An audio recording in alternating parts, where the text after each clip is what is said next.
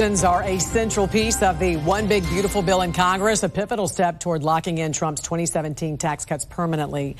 Joining us now to discuss this is the Executive Vice President of the National Taxpayers Union, Brandon Arnold. Good morning to you, Brandon. Great to see you. Good morning. This is important since most of those provisions do expire at the end of this year, as we know. So what are some of the key points of this bill? Yeah, there's a lot to like in this bill. First of all, it makes those lower tax rates that we got in 2017 permanent, locks those in for families, for small businesses. It extends the bigger child tax credit that was doubled in 2017 from $1,000 to $2,000 per child, and actually provides a temporary bump up to $2,500 for a few years.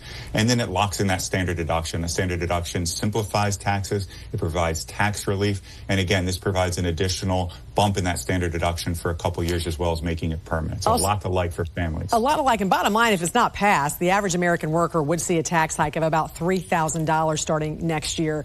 Talk about, if you could please, the fiscal hawks who are worried about the deficit, because really the goal of this is economic growth, which some economists argue will also help drive down the deficit. What's your thoughts? Yeah, our deficit is out of control. We cannot continue this fiscal irresponsibility. Last year, we spent over $1 trillion just to service payments on the national debt. That's more than the entire economy of Switzerland. That is insane. We can't continue those policies because they do hurt economic growth. So part of this bill has to be not just pro-growth tax policy, which it is, but also a responsible fiscal policy, which allows us to trim back some of our spending and encourage more economic growth as a result of that. What are some of the important tax deductions that's going to help accelerate investments? Yeah, one of the huge ones is what us nerds like to call bonus depreciation, accelerated depreciation. That was a provision in the 2017 law. The short way of describing it is it basically provides an immediate write-off for businesses that make capital investments. That's machinery, factory equipment, all the stuff that we need to produce more stuff domestically here. It helps our manufacturing sector. It helps the economy across the board, raises wages, grows the economy, creates jobs, all those great things. That is included, albeit on a temporary basis. So we need to make that permanent to really maximize the growth in this bill. Right, and hopefully bringing some of those industries back here to America. One big issue for some GOP lawmakers, especially in high-tax states, California and New York, is SALT, the state and local tax deduction. What do you make of some of those lawmakers threatening to tank the bill if they do not get more SALT relief?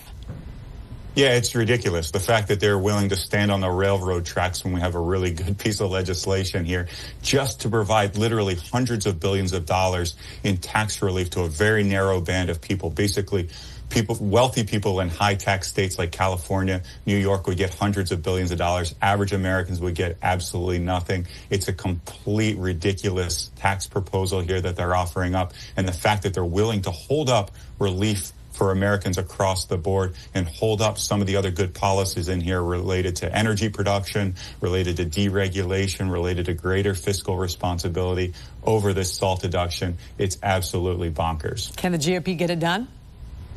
I think so. I think we're going to get a great vote in the House early next week. It's going to go to the Senate. The Senate moves a little bit more slowly than the House. We all know that. But I think it's quite likely we can get a bill to the president's desk here before the 4th of July recess. All right. Executive Vice President of the National Taxpayers Union, Brandon Arnold, great to see you as always. Have a great weekend. Thanks, you too. 47